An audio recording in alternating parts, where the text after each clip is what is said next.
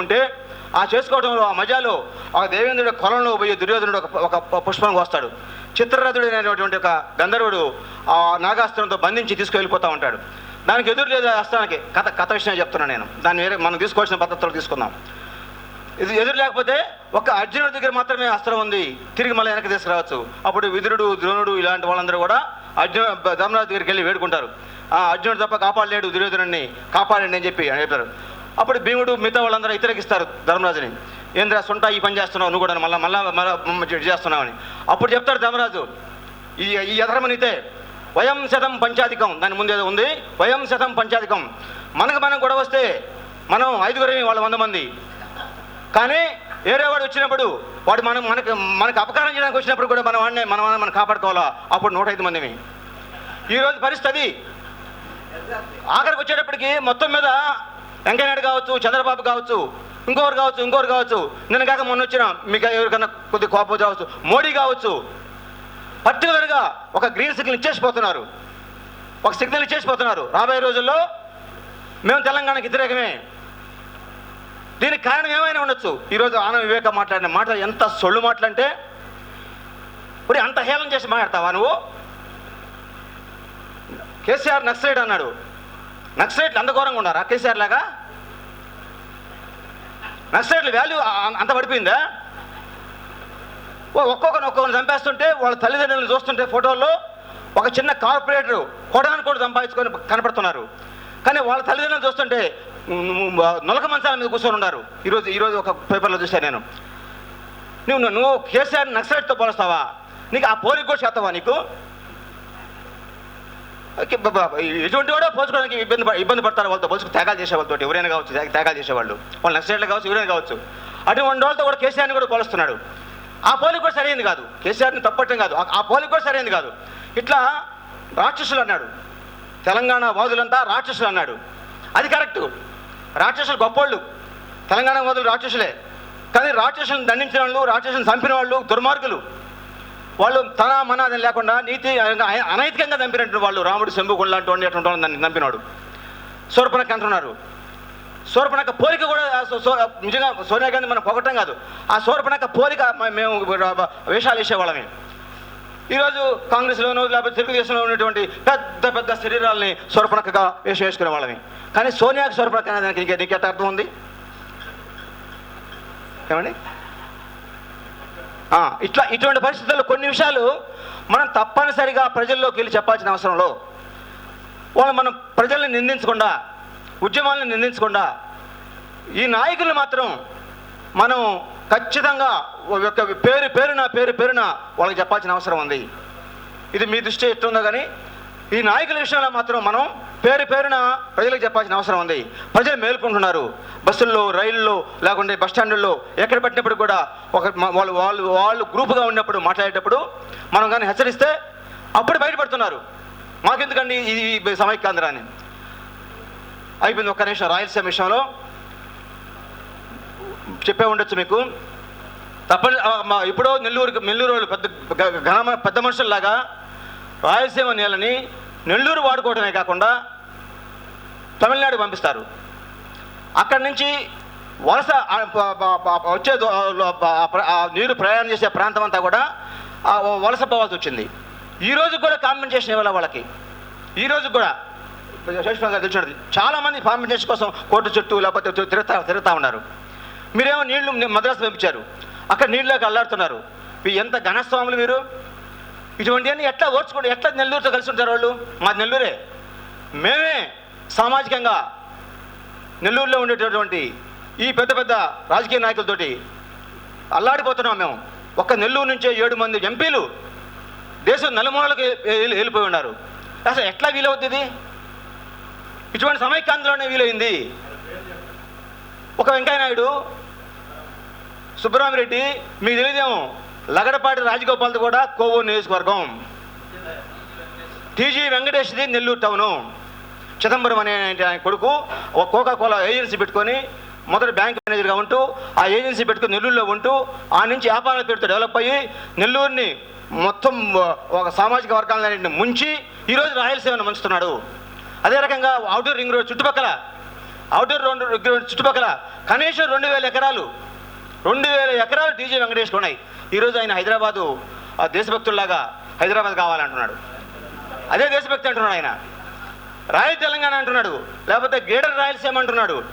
ఇవి ఎన్నైనప్పటికీ కూడా ఒకరిలో ఒకరి విషయాలు కొన్ని వచ్చినప్పుడు మొత్తం మీద రాయలసీమ వాళ్ళు తెలంగాణ మాకు వద్దంటున్నారు, తెలంగాణ వాళ్ళు రాయలసీమ మాకు వద్దంటున్నారు, నెల్లూరు వాళ్ళు రాయలసీమ మాకు వద్దంటున్నారు, రాయలసీమ వాళ్ళు అంతకు ముందే నెల్లూరు ఒంగోలు మాకు వద్దంటున్నారు. ఇవి ఇన్ని పరిస్థితులు ఉన్నప్పుడు, ఈ పరిస్థితులన్నీ వాస్తవాలు, నన్ను అనుమానమే లేదు. ఈ వాస్తవాలు అది వాస్తవాలు అయినా కాకపోయినా ఇంత దూరం తీసుకొచ్చింది మనిషిని, ఒక ఓటర్ని ఎట్లా అనైతికంగా డబ్బు తీసుకునే పరిస్థితి తీసుకొచ్చారో ఈ రాజకీయ నాయకులు ఈ పరిస్థితి తీసుకొచ్చింది వీళ్ళే సమైక్యాంధ్ర అంటున్నారు. పడకుండా పోయేదానికి కారణం రాజకీయ నాయకులు, ఈ దోపిడీ వర్గాలు.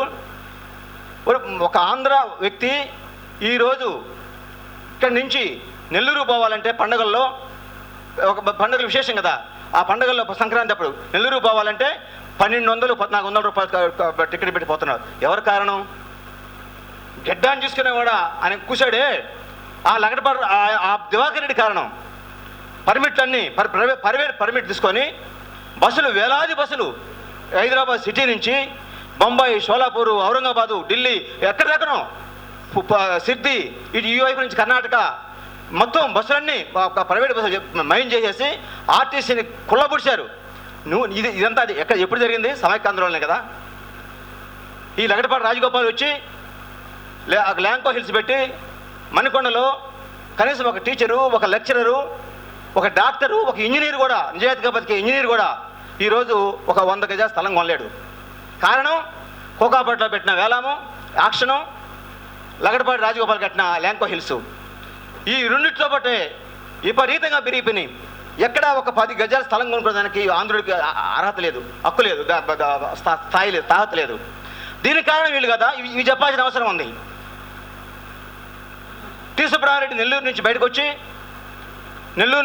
నెల్లూరుని శూన్యం చేసి 1.5 ఎకరా అమ్ముకొని నాగార్జున సాగర్ని కొలగొట్టి ఈరోజు మొత్తం ఆంధ్ర రాష్ట్రంలోనే 2వ వాడుగానో 3వ వాడుగానో చలామణి అవుతూ నేనే వైజాగ్ని డెవలప్ చేశానని చెప్పి అంటున్నాడు. మన నెల్లూరు వచ్చి ఏమన్నాడంటే నేను అపర భగీరథుడిని అన్నాడు. ఇవి అన్ని వాళ్ళు కొన్ని విషయాలు నిజాలు చెప్తున్నారు. అపర భగీరథుడు లేడు కాబట్టి అపర భగీరథుడు నేను చెప్పుకున్నాడు. ఇవి కొంత నిజమైనప్పటికీ కూడా ప్రజల్లో అవి పెద్ద విషయాలు. నేను అపర భగీరథుడిని, నెల్లూరుకి ఇప్పుడు ఈ నీళ్లు చాలక ఇంకా కూడా కొల్లగొట్టి ఎక్కడెక్కడి నుంచో కొల్లగొట్టి నీళ్లు తెస్తాను. నెల్లూరుకు నువ్వు కావాల్సిన నీళ్ళు ఇంకెందుకు అయ్యా నీళ్ళు? మాకు పెన్నా నీళ్ళు ఉన్నాయి, లేకపోతే రకరకాల నీళ్ళు ఉన్నాయి, బోర్లు 20 అడుగుల లోపల పోతే బోర్లు పడతాయి. అవి ఒక విపరీతమైన నీరు ఉంది. ఆ నీరు కొల్లగొట్టుకొని ఉప్పు నీళ్ళు చేయకుండా చాలు. మీరు బయట నుంచి వచ్చి అక్కడి నుంచి ఇక్కడి నుంచి వచ్చి చేపల చెరువులు పెట్టి పొల్యూషన్ పెట్టి ఉప్పు చెరువులు చేయకుండా చాలు మీరు. ఇంకా నెల్లూరులో చెప్పాల్సిన విషయాలు ఏదంటే ఒక టెక్స్టైల్ శ్రీ అనేటువంటి సెజ్ ఉంది. ఇది దారుణమైన విషయం అండి. ఆ శ్రీ సెజ్లో 3 ఎకరాలు, 4 ఎకరాలు, 5 ఎకరాలు వాళ్ళందరికీ కొనేసి ఆ కొన్న తర్వాత వాళ్ళనే సెక్యూరిటీ గార్డులుగా ఉద్యోగాలు ఇచ్చారు. మేము ఉద్యోగాలు ఇస్తున్నారే. ఎవడైతే రైతు ఉంటాడో ఆ రైతుకి సెక్యూరిటీ గార్డు ఉద్యోగులు ఇచ్చారు. ఈరోజు కూడా వాళ్ళకి ఇవ్వాల్సిన డబ్బు ఇంకేవాళ్ళ దఫాల వారీగా ఇస్తున్నారు. ఇవ్వాలా పూర్తిగా. వాడు సెక్యూరిటీ గార్డు బతకలేక అక్కడే సెక్యూరిటీ గార్డుగా బతుకుతున్నాడు. ఇటువంటి పరిస్థితులన్నీ సమైక్యాంధ్రలో జరిగినాయి. ఇది కూలంకషంగా చెప్పాల్సిన అవసరం ఉంది. ఈరోజు పండక్కి ఆంధ్ర బాల్యం 1200-1500 రూపాయలు పెట్టుకొని ఈ బంద్లో కూడా ఎవరికి ఉపయోగం అంటే ప్రతిరోజు మన దివాకర్ రెడ్డి బస్సులు పోతున్నాయి. దివాకర్ రెడ్డి బస్సులు 1200-1500 రూపాయల లెక్కన అన్ని ప్రాంతాలకి పోతున్నాయి. రాత్రి 10 తర్వాత ఆర్టీసీ బస్సులు లేవు, సామాన్యుడు పోయేదానికి వీలు లేదు. ఇప్పుడు కూడా వాళ్ళే సంపాదించుకుంటున్నారు. అంటే ఇందాక నేను చెప్పిన వయం పంచాయతీ పని అది ఏది వచ్చినప్పుడు కూడా వాళ్ళకే మేలు. అటువంటి వాళ్ళని ఎట్లా నమ్మతారు సమైక్యాంధ్రలో సామాన్య ప్రజలు నమ్మరు. ఈ విషయాన్ని వాళ్ళకి తెలుసుకోలేకపోయినప్పుడు కూడా మనం చెప్పాల్సిన అవసరం ఉంది. అసలు పొట్టి శ్రీరాములు ఎప్పుడు పుట్టాడు, ఎప్పుడు పెరిగాడు, అసలు దీనికి సమైక్యాంధ్రకి పొట్టి శ్రీరాములు సంబంధం ఏంది? పొట్టి శ్రీరాములకి మీరు ఎందుకు బలాభిషేకం చేస్తారు? ఒక సుమోటోగా కేసు కూడా చేయొచ్చు. మొన్న వాళ్ళు ఒక మంత్రులు సత్యమణులు బుగ్గకారుల్లో ఆ నెంబర్లు పెట్టుకొని ఆయన దగ్గరికి వస్తారు. ఒకటి సగటు స్త్రీ గవర్నర్కి చెప్పుకోవాలంటే అసలు వీలవద్దండి. ఈ సమైక్యాంధ్రాలో సగటు స్త్రీలు ఎంతమంది అయినప్పుడు కూడా ఈ రకమైన సంస్థకు సంబంధించిన స్త్రీలు కూడా గవర్నర్కి చెప్పుకోవాలంటే వీలవుతుందా? వాళ్ళు 10 మంది కలుసుకొని వాళ్ళ మంత్రులు కూడా రాకూడదు ఒక్కోసారి మా ప్రభుత్వ పనులు తప్ప. అటువంటి కారుల్లో ధైర్యంగా వచ్చేసి గవర్నర్కి విన్నవించారు. అవి కొన్ని కెమెరాలు వచ్చేసింది. దాన్ని కూడా సుమోటో గమనిక హైకోర్టులో వేసుకోవచ్చు. ఇటువంటి సందర్భాలు ఉపయోగించుకోవాల్సిన అవసరం ఉందని చెప్పి మీకు తెలియజేస్తూ మిమ్మల్ని ఇంకా ఇబ్బంది పెట్టినట్టుగా ఉంటుంది. చాలా విషయాలు ఉన్నప్పటికీ కూడా నేను క్షమించాలని కోరుతున్నాను.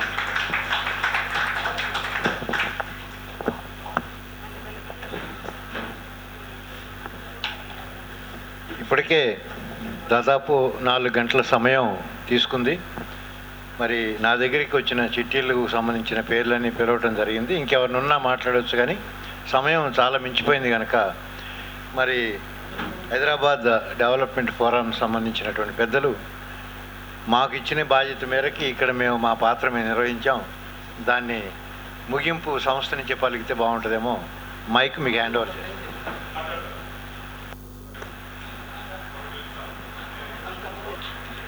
వేదికను ఇచ్చిన పెద్దలకి, ఇక్కడ వచ్చిన పెద్దలకి ఉత్తమాభివందనాలు తెలియజేస్తూ, నేను పోదామని అనుకున్నా కానీ మిత్రులు మంచి మాట్లాడారు, సమస్యల గురించి అయితే బాగా చెప్పారు. ఇంకోటి ఏంటంటే మీకు పాదాభివందనాలన్నా జై రాయలసీమ, జై సీమాంధ్ర, ఓన్లీ ఆంధ్ర తెలంగాణ. అక్క మీకు కూడా చిన్న విషయం ఏంటంటే ఈయన సెటిలర్ అనే ఒక పదాన్ని తీసుకుంటున్నారు. ప్రధానంగా హైదరాబాద్లో సెటిలర్ అని వీళ్ళు కొత్త నాటకం తీశారు. మళ్ళా అంటే ఇది ఈ సమస్య ఇక్కడ చెప్తే మిత్రులు లేరు కానీ సోదరులు కానీ మళ్ళీ ఎక్కడైనా మీరు మాట్లాడినా కూడా మళ్ళీ సెటిలర్ ఇద్దరే తీసి ఒక శ్రీనివాసరాజు ఆయన భీమవరం అనే ఒక ఆయన ప్లస్ ఇంకో ఎక్స్ఎమ్మెల్యే ఆమె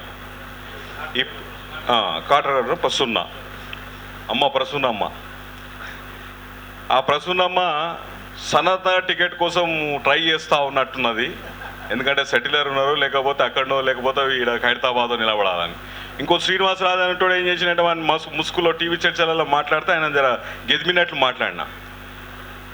ఇప్పటికే పాకిస్తాన్ ఇండియా అనే ఒక భావన ఉంది.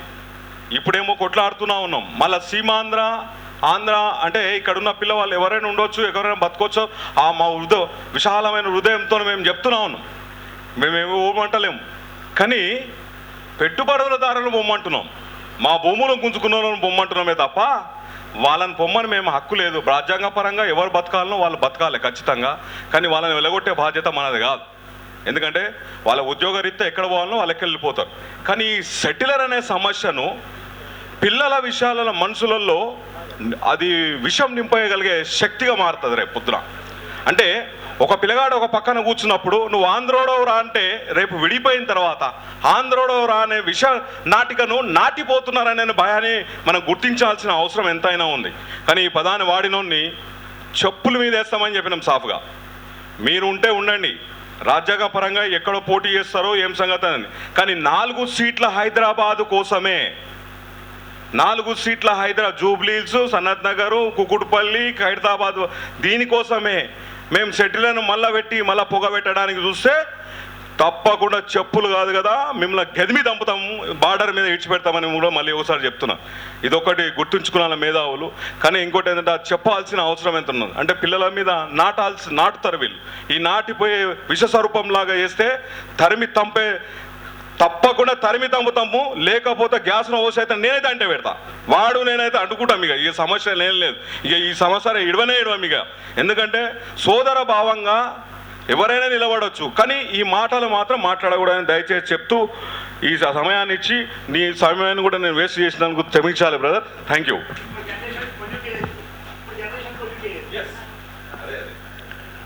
సరే, చివరి నిమిషంలో వచ్చి చెప్పిన అది ముఖ్యమైన పాయింట్గానే పరిగణలో తీసుకుంటున్నాను. ఎందుకంటే ఇటీవల సోమాజిగూడ ప్రెస్ క్లబ్లో ఇట్లాంటి రౌండ్ టేబుల్ జరిగినప్పుడు కూడా ఈ కాట్రగడ్డ ప్రస్తుత అక్కడ ఒక డిమాండ్ రైజ్ చేశాం. అట్లాగే మేము సామాజిక ఆంధ్ర పేరుతో పనిచేస్తున్నామని తెలిసి హైదరాబాద్లో ఉండే సెటిలర్స్ ఫోరంలోకి నన్ను కూడా రమ్మని వాళ్ళు 2 సార్లు ఇన్వైట్ చేశారు.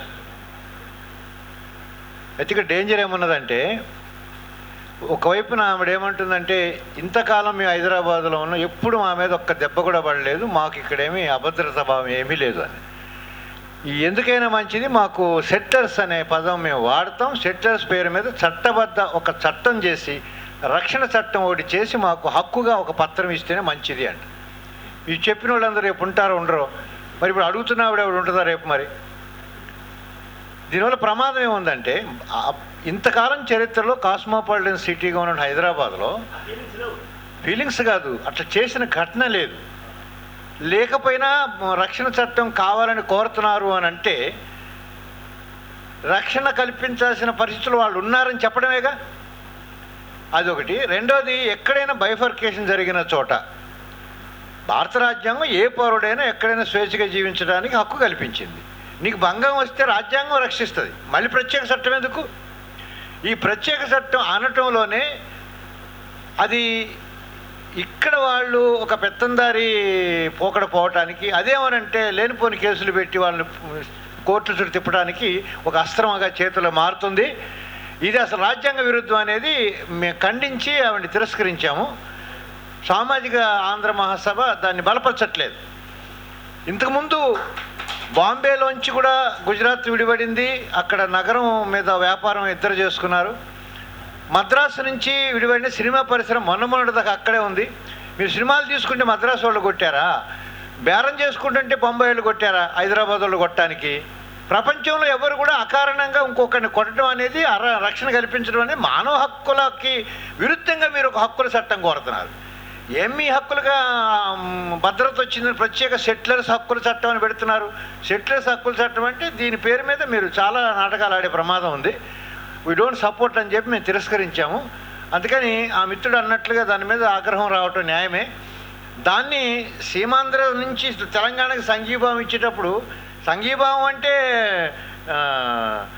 దోపిడీ భావం అనే ఆలోచనకి భిన్నమైంది కనుక మేము దాన్ని తిరస్కరిస్తున్నాం. మిత్రుని అభినందిస్తూ ఈ సభను ముగించమని కోరు. మిత్రులారా, తెలంగాణ రిసోర్స్ సెంటర్ నిర్వహించినటువంటి 84వ చర్చకు వక్తలుగా విచ్చేసి ఈ సభకు అధ్యక్షత వహించినటువంటి సాంబశివరావు గారికి, అదేవిధంగా కొత్తగుట్ల మల్లన్న గారికి, శ్రీనివాసులు గారికి, పాణి గారికి, సాంబశివుడు గారికి, సుధాకర్ గారికి, లక్ష్మీదేవి గారికి, చర్చలో పాల్గొన్నటువంటి కొమ్మి నరసింహారెడ్డి గారికి, వేలాద్రి గారికి, నాగరాజుకు, మిగతా మిత్రులందరికీ కూడా పేరు పేరున కృతజ్ఞత తెలియజేసుకుంటూ తెలంగాణ రిసోర్స్ సెంటర్ మీ అందరికీ కృతజ్ఞత తెలియజేస్తూ ఈ కార్యక్రమాన్ని ముగిస్తుంది. జై తెలంగాణ.